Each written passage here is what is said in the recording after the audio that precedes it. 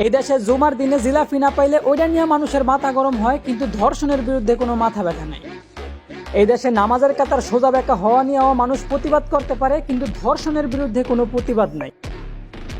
আমরা ভাইরা ভাই একটা ইট অথবা একটু জমির জন্য বংশগত যুদ্ধ করতেও দ্বিধাবোধ করি না, অথচ ধর্ষকের বিরুদ্ধে গলা উঁচা করে কথা বলার মতো কেউ নেই। এই দেশে কাপল ব্লগাররা যখন বউ নিয়ে রাস্তায় নষ্টামি করতে বাইর হয়, তখন তাদেরকে সেফটি দেওয়ার জন্য প্রশাসন কুত্তার মতন ধাইয়া আসে। অথচ গ্রামের কোনায় অসহায় নারীরা দিনের পর দিন ধর্ষিতা হইতাছে। আজকে কিন্তু ওই বোকাসোদা প্রশাসনগুলা কারো নাই পাশে।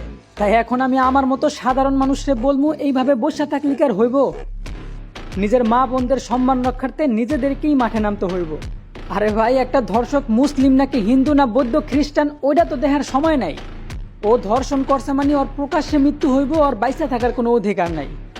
আর এই যে বোকাসোদা প্রশাসনের একটা কথা বলতে চাই, নিজের নেতার নামে একটা কথা বললে তখন তোমাদের বুলেটের গুলি একটা মানুষের বুকে চালাইতে দ্বিধাবোধ করো নাই।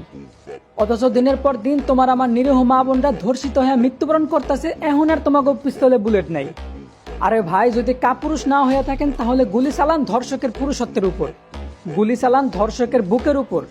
প্রমাণ করেন আপনার বাবা মার ভালোবাসা আছে আপনার মাথার উপর। হায় রে বিবস্ত্র দেশ আর লজ্জাহীন প্রশাসন! যেই দিন আল্লাহ ধরব সেই দিন সবগুলাই মরব।